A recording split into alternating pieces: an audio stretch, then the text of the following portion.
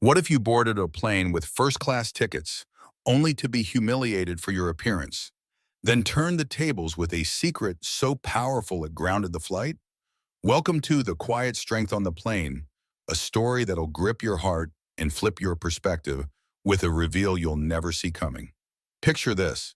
Two siblings step into a luxurious first-class cabin, mocked as outsiders by a flight attendant who thinks she knows wealth. But they're hiding a truth that'll make her regret every word. Buckle up. This tale of prejudice, courage, and jaw-dropping redemption is about to take you on a wild ride.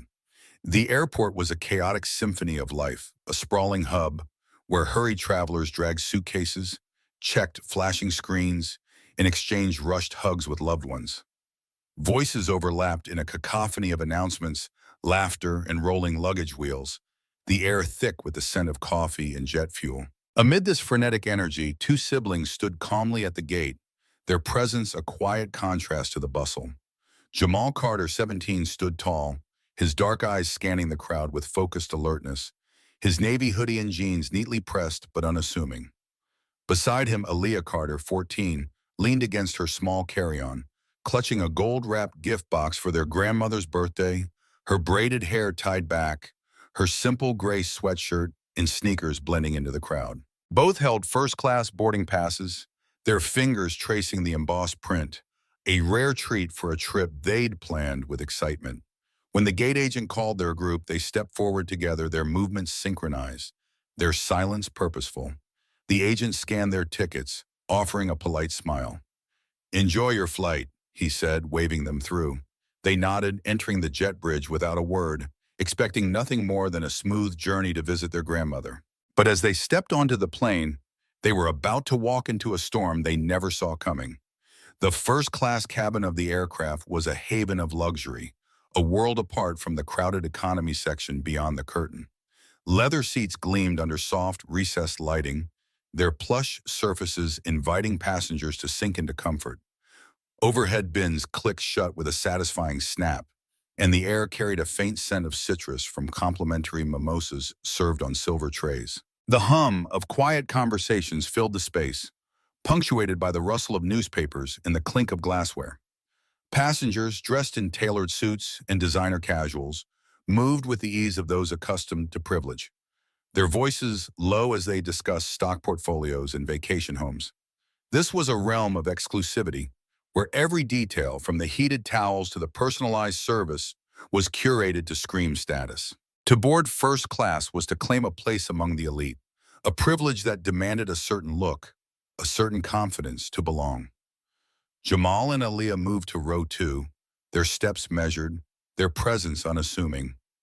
Jamal placed their small bags in the overhead bin, his movements precise, while Aaliyah slid the gift box carefully under the seat, her fingers lingering on the gold wrapping. They settled into their seats, Jamal by the window, Aaliyah beside him, their boarding passes tucked into their pockets.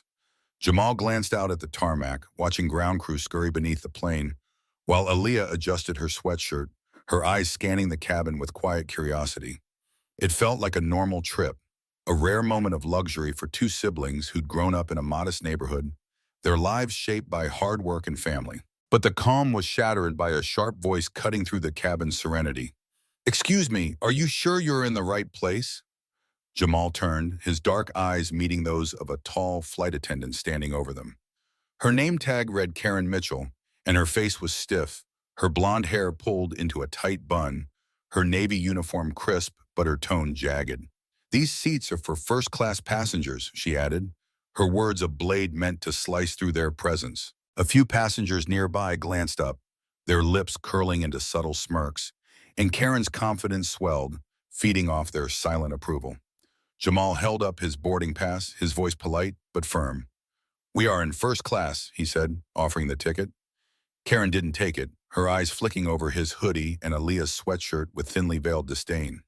"Can I see your boarding passes, please?" she asked again, her tone sharper, her posture a silent challenge.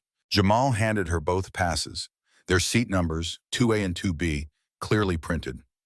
She stared at them, her brow furrowing, the match undeniable, but her expression didn't soften. She returned the passes without a smile. "All right, just checking," she said, her voice dripping with skepticism, and walked away, her heels clicking on the carpet. Jamal exchanged a glance with Aaliyah, whose hands tightened around the gift box, her eyes narrowing with unease. Neither spoke, but the shift in the cabin's energy was palpable. Passengers continued boarding, the overhead bins filling, the engines humming softly beneath the floor. But the siblings felt the weight of Karen's judgment lingering like a shadow. Aaliyah leaned closer to Jamal, her voice a whisper. "Why'd she do that?" she asked, her tone a mix of confusion and hurt. Jamal shook his head, his jaw tight. "Just stay calm," he said, his words a quiet anchor.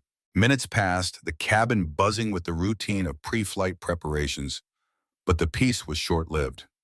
Karen returned, her presence looming over their seats like a storm cloud, her arms crossed, her tone no longer questioning, but commanding. "I'm going to need you to move to the back," she said, her voice loud enough to draw every eye in first class. Jamal looked up, his calm unshaken but his eyes sharp. "Why?" he asked, his voice steady. "We showed you our passes. These are our seats." Karen's lips pursed, her face hardening. "There's been a change," she said, her words clipped, offering no explanation. "These seats are now needed for someone else. Please come with me." Aaliyah leaned toward Jamal, her voice low, her hands trembling around the gift box. "We didn't do anything wrong," she whispered, her eyes glistening. Jamal nodded, his gaze locked on Karen. "We're not moving unless the captain tells us to," he said, his tone calm but unyielding, a challenge that made the cabin fall silent. Karen's face reddened, her ego bruised by his defiance. "If you won't move," she snapped, her voice rising, "I'll call security." The words echoed, drawing gasps from nearby passengers, their newspapers and mimosas forgotten as they turned to watch. The first-class cabin, once a haven of quiet luxury, was now a theater of tension, every eye fixed on the unfolding drama. Mr. and Mrs. Hargrove, a wealthy couple in their 60s seated in row 4, exchanged knowing glances. Mrs. Hargrove, her diamond earrings glinting, leaned toward her husband, her voice carrying just enough to be heard. "They look like they snuck in," she whispered. Mr. Hargrove, his tailored blazer immaculate, nodded, his lips curling into a smirk. Their words were a spark, igniting whispers among the other passengers, and Karen seized the moment to escalate. "This is your last chance," she said, her arms still crossed, her voice loud enough to reach the back of the cabin. "Move to economy, or you're off the plane." The crowd's murmurs grew, some passengers filming discreetly, others shifting uncomfortably, their privilege a silent accomplice to the scene. Lila, a 19-year-old passenger in row 3, watched with growing unease, her phone already recording from her lap. Her casual sweater and headphones marked her as a college student, but her sharp eyes missed nothing. She'd grown up in a diverse neighborhood, and she knew what prejudice looked like. "This isn't right," she muttered under her breath, her thumb steady on her phone's record button. Aaliyah's hands shook, her eyes welling with tears, but she stayed silent, her grip on the gift box tightening. Jamal's calm held, his voice low but resolute. "Call the captain," he said, his words a quiet command that sent a ripple through the cabin.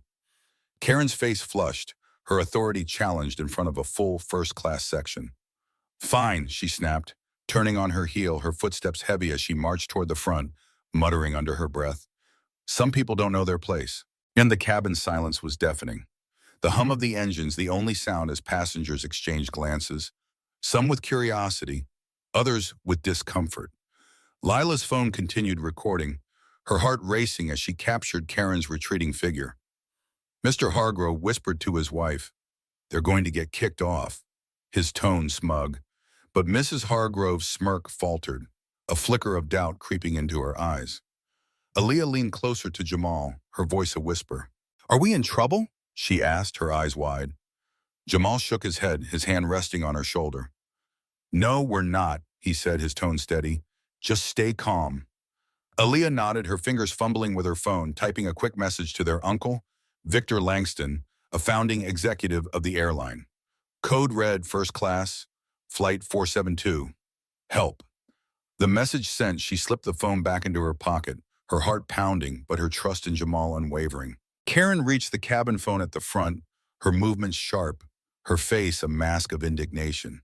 She pressed the button to speak with the cockpit. her voice low but firm. "Captain, we have a problem in first class," she said, her tone controlled but edged with urgency. "Two passengers are refusing to move. I need ground security to remove them before takeoff." There was a pause, the crackle of the intercom filling the silence. Then a voice responded, calm and measured. "Names of the passengers?" Karen's lips tightened. "Jamal and Aaliyah Carter," she replied, her voice clipped. The intercom went silent, and the cabin held its breath, every eye fixed on the front. Then a new voice came through, deeper, steadier, and laced with an authority that made the air feel heavier. "This is Victor Langston. Would you like to repeat what you just said?" Karen froze, her hand hovering over the phone, her face draining of color as if she'd been struck. The name Victor Langston was a thunderbolt, known to every airline employee as one of the company's founding executives, a man whose influence shaped its very existence. Her breath caught, her eyes darting back to row 2, where Jamal and Aaliyah sat, unmoved, their calm a silent rebuke. The crowd's gasps echoed, passengers shifting in their seats, some leaning forward, others whispering in shock. "Did he say Langston?" a man in row 5 muttered, his newspaper forgotten. "As in the Victor Langston?" Lila's phone trembled in her hand, her video capturing every moment, her heart racing as she realized the magnitude of what was unfolding. Karen's voice was a whisper, barely audible. "Mr. Langston, I didn't know." The intercom cut her off, Victor's voice cold and precise. "You just attempted to remove my niece and nephew from their assigned seats. Do you have an explanation?" The cabin was a pressure cooker, every eye locked on Karen, whose trembling hand dropped the phone, her authority crumbling under the weight of her mistake. Jamal's gaze was steady, his arms crossed, his silence louder than any argument. Aaliyah's eyes glistened, but she held her head high, the gift box a quiet anchor in her lap. The crowd's whispers turned to murmurs, some passengers filming openly now, their phones a chorus of accountability. Mr. Hargrove's smirk vanished, his wife's diamond earrings catching the light as she shifted uncomfortably. Lila's video continued, her thumb steady, her breath shallow as she captured the flight attendant's faltering stance. Karen's face was ashen, her bun loosening, her uniform no longer a symbol of power but a weight dragging her down. She backed away from the phone, her eyes darting to the cockpit door, as if hoping for rescue, but none came. The captain, Lawrence Bennett, stepped out, his silver-streaked hair and seasoned demeanor commanding the cabin's attention. His face was unreadable, but his eyes were sharp as he stopped beside Karen. "You told me there was a seating issue," he said quietly, his voice low but firm. "You didn't tell me it involved the Carter family." Karen opened her mouth, but no words came, her voice failing under the captain's gaze. The crowd's tension was palpable, every passenger leaning forward, their mimosas and newspapers forgotten. Lila's phone captured the captain's stern expression, her video already destined for virality. Jamal and Aaliyah remained seated, their calm a stark contrast to the chaos unfolding around them. The captain turned to them, his voice softening. "I'm very sorry for the disturbance," he said. "Is everything all right?" Jamal gave a small nod, his tone measured. "We're fine, Captain. Thank you." Lawrence nodded, then turned back to Karen, his eyes narrowing. "Return to the galley," he said, his tone leaving no room for argument. "I'll speak to you privately in a moment." Karen hesitated, her face a mask of panic, but the captain's gaze was unrelenting. She turned, her heels clicking unevenly as she walked to the back, the crowd's eyes burning into her, their whispers a chorus of judgment. The cabin's silence was heavy, the hum of the engines the only sound as passengers exchanged glances, some with shock, others with quiet satisfaction. Lila lowered her phone, her heart pounding, her video already uploaded to social media with a caption, "Flight attendant tries to kick out first-class teens. Huge mistake." Aaliyah's hand steadied, her tears drying as she glanced at Jamal, who gave her a reassuring nod.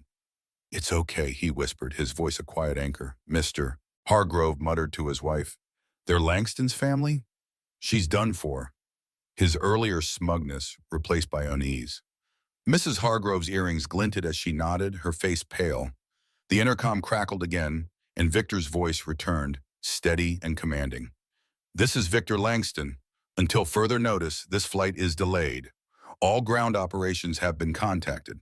The crew member responsible is to be immediately removed from active duty. The crowd gasped, passengers shifting in their seats, some filming openly, others whispering in disbelief. Lila's phone buzzed with notifications, her video already going viral. The hashtag #first-class scandal trending. Karen, now in the galley, leaned against the storage compartment, her face buried in her hands, her trembling hands betraying her unraveling composure. The captain re-entered the cockpit, the door closing with a quiet click that felt louder than any announcement. Jamal and Aaliyah remained seated, their calm a silent rebuke to the chaos they'd endured. The crowd's attention shifted between the cockpit and the galley, where Karen's career hung by a thread. The plane, still at the gate, was no longer preparing for takeoff. It was preparing for a reckoning, and Karen Mitchell was at its center. The stage was set, the curtain rising on a lesson in humility that would shake an airline and leave an indelible mark on everyone aboard. The first-class cabin of the grounded flight was a pressure cooker, its leather seats and soft lighting now a stage for a confrontation that had every passenger and crew member on edge. Jamal Carter, 17, sat calmly in row 2, his navy hoodie a quiet contrast to the opulence around him, his dark eyes fixed on the aisle with unyielding resolve. Beside him, Aaliyah Carter, 14, clutched her gold-wrapped gift box, her braided hair framing a face that held both hurt and defiance, her earlier tears now dried. The cabin, once a haven of luxury, was thick with tension, every passenger's gaze darting between the siblings and the galley where Karen Mitchell, the flight attendant, stood frozen, her blonde bun unraveling, her navy uniform no longer a symbol of authority, but a weight dragging her down. Sophia Grant, a junior crew member, hovered near the front, her nervous glances betraying her unease, while Captain Lawrence Bennett remained in the cockpit, his presence a silent anchor. Lila, the 9-year-old passenger in row 3, kept her phone steady, her video of the incident already viral, its hashtag #first-class scandal trending across social media. And Mrs. Thus Hargrove, the elitist couple in row 4, sat rigid, their earlier smirks replaced by unease, their diamond earrings and tailored blazers no shield against the unfolding drama. Jamal's text to their uncle, Victor Langston, had unleashed a storm, and Victor's voice over the intercom had just grounded the flight, suspending Karen on the spot. The cabin was no longer preparing for takeoff, it was a battlefield, and the siblings' quiet strength was about to rewrite the rules. Karen stood in the galley, her hands trembling, her face ashen as the weight of Victor Langston's words sank in. Victor wasn't just any executive, he was a founding pillar of the airline, a man whose influence could reshape careers with a single call. Her earlier arrogance, her sharp demand for Jamal and Aaliyah to move to economy, now felt like a noose tightening around her neck. The crowd's whispers grew louder, passengers filming openly, their phones a chorus of accountability. Lila's video, capturing Karen's raised voice and the siblings' calm refusal, had already amassed thousands of views, comments flooding in with outrage and support. Sophia, the junior crew member, approached Karen cautiously, her voice low. "Karen, the captain wants you in the cockpit," she said, her eyes avoiding contact. Karen's breath caught, her hands clenching into fists, but she nodded, her heels clicking unevenly as she walked forward. Every step a march toward judgment. The passengers watched, some with shock, others with quiet satisfaction, their mimosas and newspapers forgotten. Jamal sat unmoved, his arms crossed, his gaze steady, a quiet power radiating from his stillness. Aaliyah leaned closer, her voice a whisper. "Is Uncle Victor really here?" she asked, her eyes wide but her resolve firm. Jamal nodded, his tone low. "Not here, but he's watching. He's got this." The siblings' calm was a stark contrast to the chaos unfolding around them, their dignity a silent rebuke to Karen's prejudice. The intercom crackled again, and Victor's voice returned, deep and unyielding, cutting through the cabin like a blade. "This is Victor Langston. The crew member's actions were unacceptable. Effective immediately, she is suspended from duty. This flight will remain grounded until further notice." The crowd gasped, passengers shifting in their seats, some leaning forward, others filming with renewed intensity. Lila's phone buzzed with notifications, her video now trending globally, the hashtag #RespectNotRiches gaining traction alongside first-class scandal. Mr. Hargrove muttered to his wife, "She's done for," his earlier smugness gone, while Mrs. Hargrove's earrings glinted as she nodded, her face pale. Karen reached the cockpit, her hands shaking as she stepped inside. Captain Lawrence sat with his arms crossed, his silver-streaked hair catching the dim light, his face unreadable, but his eyes sharp. On the screen before him was the airline's regional operations manager, a stern woman named Evelyn Porter, her expression hard. "Miss Mitchell," Evelyn said, her voice cold, "you've been named in a report filed by Victor Langston. He claims you verbally harassed and attempted to forcibly relocate two first-class passengers, his niece and nephew, without cause." Karen opened her mouth, her voice trembling. "I didn't know who they were," she stammered, her words a weak defense. Evelyn's eyes narrowed. "You didn't need to know," she said. "Their tickets were valid. Your behavior was not." Karen's breath hitched, her uniform feeling like a cage. "It was a mistake," she pleaded, but Evelyn cut her off. "A mistake is spilling a drink. This was prejudice, and in front of a full cabin. You're suspended pending termination review. Surrender your badge and security key now." Karen's hands fumbled as she unclipped her badge, the gold letters. Karen Mitchell, senior cabin supervisor, staring back at her like a betrayal. She handed it to the captain, her fingers trembling, her throat dry. Lawrence's voice was quiet but firm. "If you refuse to comply, security will escort you off the plane," he said. Karen nodded, her eyes welling with tears she couldn't shed, her career crumbling before her. She stepped out of the cockpit, her face pale, her bun now loose, her authority stripped away.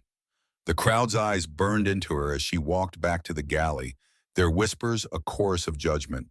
Passengers exchanged glances, some muttering, "She's getting fired." Others filming her retreat, their phones capturing every faltering step. Lila's video continued to spread, comments pouring in. "This is why we need change. And those kids are heroes."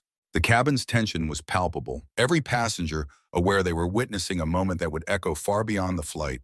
Jamal leaned back in his seat, his calm unshaken, his eyes fixed on the aisle. Aaliyah's hand steadied, her grip on the gift box loosening, her voice a whisper. "She's in big trouble, isn't she?" Jamal nodded, his tone measured. "She did it to herself." The siblings' quiet strength was a beacon in the chaos, their dignity a silent challenge to the prejudice they'd faced. Lila, still filming, leaned forward, her voice low. "You guys are amazing," she whispered, her eyes shining with admiration. "This is going viral." Jamal gave a small nod, his focus unwavering, while Aaliyah managed a faint smile, her earlier hurt giving way to resolve. The Hargroves sat silent, their earlier prejudice exposed, Mrs. Hargrove's earrings catching the light as she shifted uncomfortably, her husband's smirk long gone. Sophia approached the siblings, her voice soft. "The captain's asked that you stay seated until we're cleared," she said, her earlier hesitation replaced by respect. "Mr. Langston wants to speak with you personally." Jamal nodded, his voice calm. "We'll wait," he said, his words a quiet anchor. The intercom crackled again, and Victor's voice returned, steady and commanding. "This is Victor Langston. The airline is conducting a full review of this incident. We will not tolerate behavior that diminishes our passengers' dignity. Ground operations are handling the situation, and we apologize for the delay." The crowd gasped, passengers whispering in disbelief, some filming the empty galley where Karen now hid, her career unraveling with every passing second. Lila's video hit 1 million views, comments flooding in. "Justice served! And those kids showed her." Karen leaned against the galley wall, her face buried in her hands, her trembling fingers betraying her unraveling composure. The captain's words echoed in her mind, "Surrender your badge." She'd spent 12 years climbing the airline's ranks, her seniority a shield she thought unbreakable. But one snap judgment, assuming 2 black teenagers didn't belong in first class, had shattered everything. She replayed the moment, her sharp demand for their passes, her refusal to believe their tickets, her loud insistence they move. She hadn't checked her bias, hadn't questioned her instinct, and now her career was collateral damage in a public reckoning. The crowd's whispers reached her, snippets of judgment piercing the galley's curtain. "She's getting fired." Langston's family, viral video. Viral. Her stomach churned, her badge now in the captain's possession. Her authority stripped away in front of 100 strangers. Captain Lawrence emerged from the cockpit, his silver-streaked hair catching the light, his face calm but stern. He approached row 2, his voice softening as he addressed the siblings. "Mr. and Ms. Carter, I'm deeply sorry for what happened," he said. "Mr. Langston has assured me this will be handled. Are you both okay?" Aaliyah nodded, her voice quiet. "We're fine, thank you." Jamal met the captain's gaze, his tone steady. "We just want to get to our grandmothers," he said, his words a reminder of their purpose. Lawrence nodded, his expression softening. "You'll get there," he said. "We'll resolve this quickly." He turned to the galley, his voice firm. "Miss Mitchell, remain where you are. Ground operations will meet you at the gate." The crowd's murmurs grew louder, passengers filming the captain's retreat, their phones capturing the unfolding drama. Lila's video continued to spread, comments now in the thousands. "This is why representation matters. And those kids are legends." Mr. Hargrove whispered to his wife, "Langston's going to bury her." His earlier arrogance gone, while Mrs. Hargrove's face paled, her prejudice exposed. Eli, the busboy who'd tried to intervene, stood near the front, his navy vest a quiet symbol of his courage, his eyes shining with pride for the siblings. Sophia, now tasked with managing the cabin, approached the siblings again, her voice gentle. "Can I get you anything?" she asked, her earlier hesitation replaced by genuine respect. Aaliyah shook her head, her voice soft. "We're okay," she said, her grip on the gift box steadying. Jamal leaned forward, his voice low but firm. "We were testing this airline for a youth program," he said, his words a bombshell that silenced the nearby passengers. "Our foundation's initiative to teach kids about aviation, but your crew failed the test." The crowd gasped, passengers exchanging glances, some filming with renewed urgency. Lila's phone buzzed, her video now at 2 million views, comments flooding in. "They're changing the game." Sophia's eyes widened, her voice a whisper. "I'm so sorry," she said, her earlier complicity now a weight she couldn't shed. Aaliyah's voice was quiet but clear. "It's not about sorry," she said. "It's about doing better." The siblings' words landed like a thunderclap, their calm defiance a challenge to the airline's culture.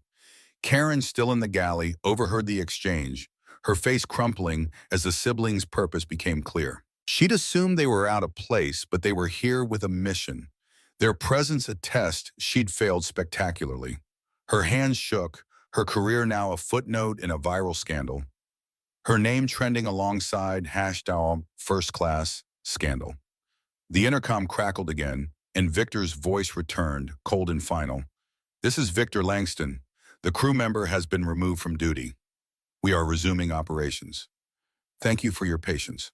The crowd's gasps echoed, passengers whispering in disbelief, some filming the galley where Karen now hid, her career over before the plane left the ground. The captain's voice followed, steady and calm. "Cabin crew, prepare for takeoff. Passengers, please remain seated." The cabin buzzed with renewed energy, passengers settling back, their phones still raised, capturing the moment. Lila's video hit 3 million views, comments now global. "This is what justice looks like." Jamal and Aaliyah remained seated, their calm a beacon in the storm, their dignity unshaken. The Hargroves sat silent, their earlier prejudice a weight they couldn't shed. Eli watched from the front, his pride for the siblings a quiet fire in his chest. Karen in the galley buried her face in her hands, her trembling fingers betraying her unraveling life. The plane began to taxi, the engines roaring, but for Karen, the flight was already over. The siblings' quiet strength had grounded more than a plane. It had shaken an airline, and the repercussions were just beginning. The stage was set for a final act, and their truth was a force no one could ignore. The first-class cabin of the now airborne flight was a crucible of transformation. Its leather seats and soft lighting a stark contrast to the seismic shift that had unfolded before takeoff. Jamal Carter, 17, sat calmly in row 2, his navy hoodie a quiet symbol of his unyielding resolve, his dark eyes reflecting a wisdom beyond his years. Beside him, Aaliyah Carter, 14, held her gold-wrapped gift box for their grandmother, her braided hair framing a face that carried both the weight of the day's ordeal and a newfound strength. The videos capturing Karen Mitchell's prejudice had exploded across social media, tagged with first-class scandal and respect, not riches, amassing tens of millions of views and sparking a national firestorm. The airline's name, once a beacon of prestige, was now a lightning rod for outrage, with boycott calls and demands for reform flooding in from passengers, activists, and industry leaders. Inside the cabin, the air was thick with the fallout of the siblings' stand. Karen, stripped of her badge and suspended, sat in the rear jump seat, her Navy uniform a hollow relic, her face buried in her hands, her career erased in a single flight. Sophia Grant, the junior crew member, moved through the cabin with a subdued demeanor, her earlier hesitation replaced by quiet respect for the siblings. Captain Lawrence Bennett remained in the cockpit, his seasoned presence a steady anchor, while Lila, the 19-year-old passenger in row 3, scrolled through her viral video's comments, her phone buzzing with notifications. Mr. and Mrs. Hargrove, the elitist couple in row 4, sat in silence, their earlier smugness buried under a heavy shame that mirrored the shifting mood of the passengers. Victor Langston's intervention had grounded the flight and ended Karen's career, but the siblings' quiet strength had ignited a movement. The cabin was no longer just a plane, it was a testament to the power of dignity, and the fight for change was far from over. Karen's suspension was only the beginning.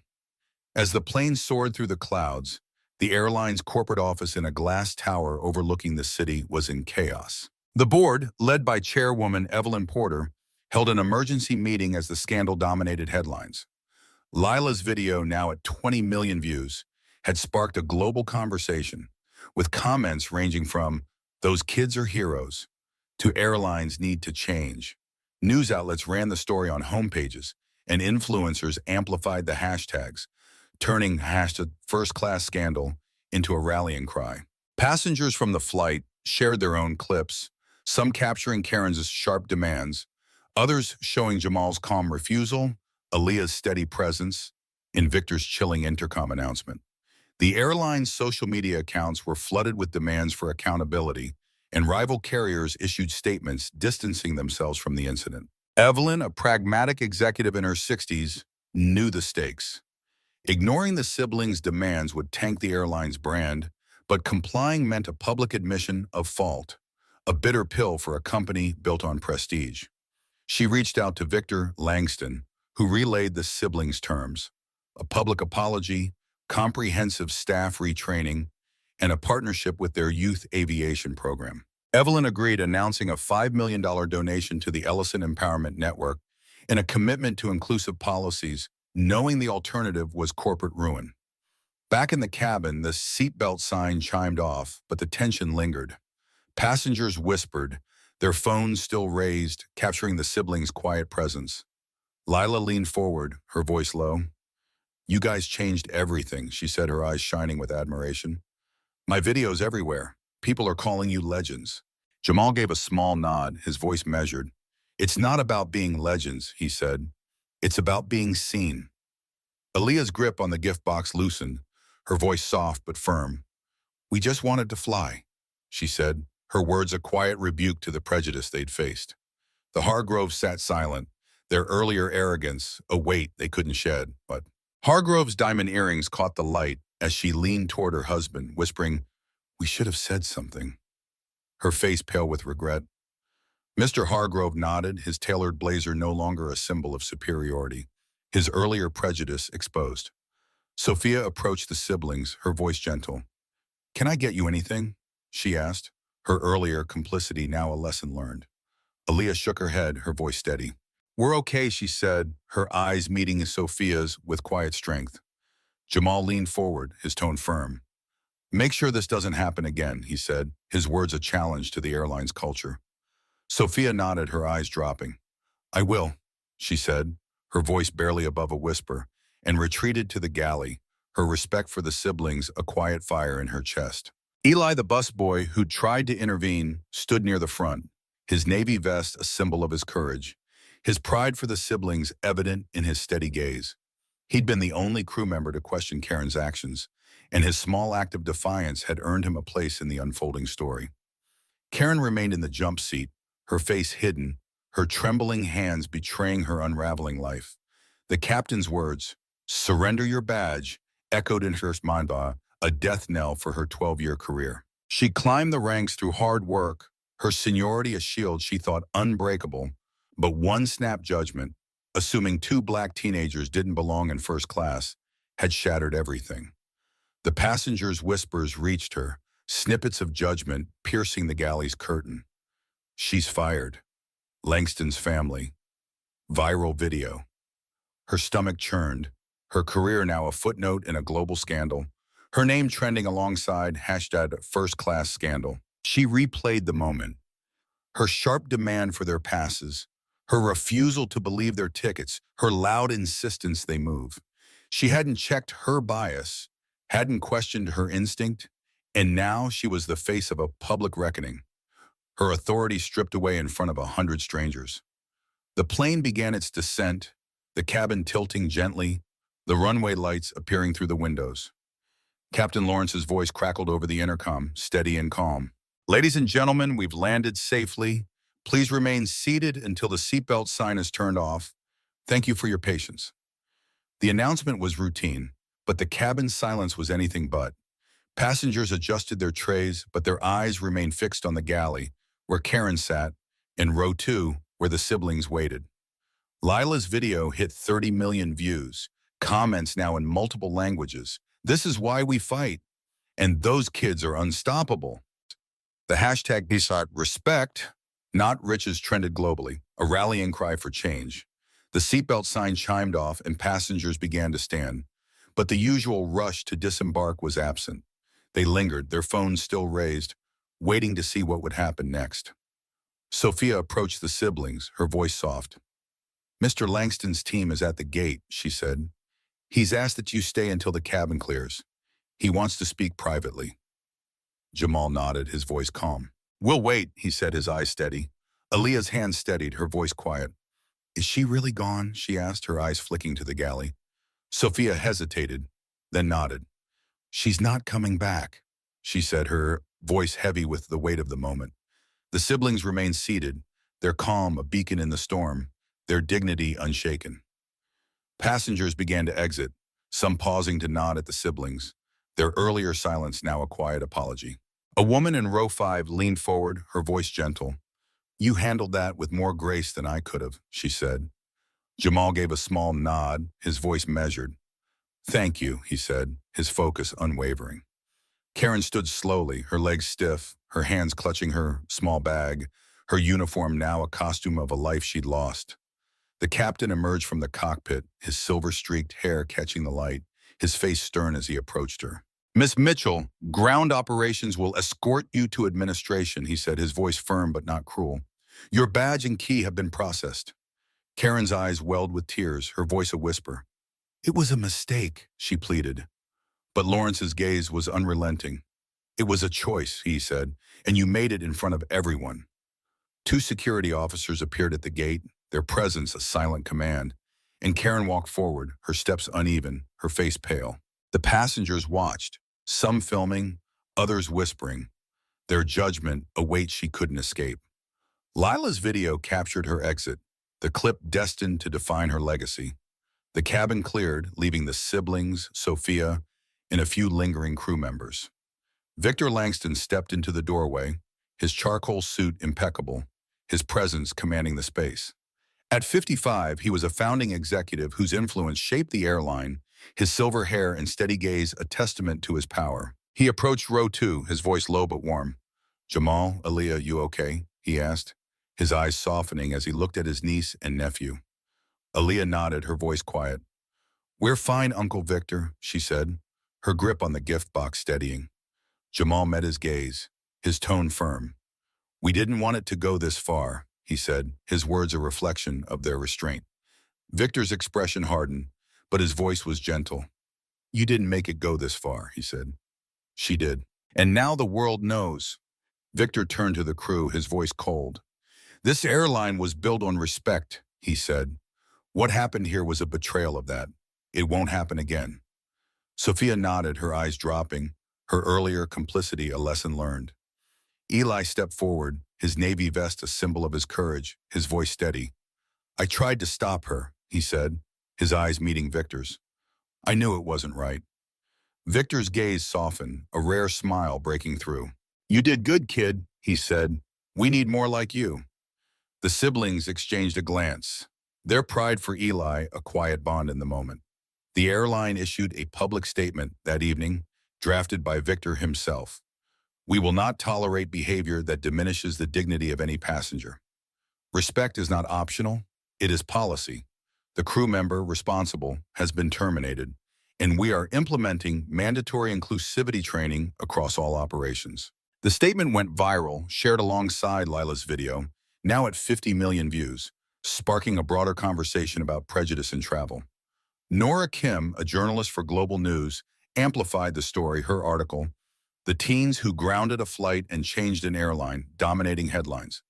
Protests gathered outside the airline's headquarters, demanding systemic change, while rival carriers scrambled to review their own policies. Karen faced a public backlash, her name trending as the face of the scandal. She retreated from social media, her career in aviation over, her record flagged across the industry. But in a surprising twist, she reached out to the Ellison Empowerment Network months later, offering to volunteer as a mentor for youth programs, seeking redemption. Jamal, now a mentor himself, met with her, his gaze piercing but not unkind. "Actions speak louder than apologies," he said, echoing Maya's words from another story. "Prove you've changed." Karen committed to long-term volunteering, her transformation a quiet testament to the siblings' impact, earning cautious respect from Jamal. The airline transformed, implementing a diversity initiative funded by Victor's $5 million donation. Eli was promoted to a leadership training program, his courage a spark for change within the crew. Aaliyah became a mentor for the youth aviation program, her quiet strength inspiring others, while Jamal gained confidence, his resolve shaping his future.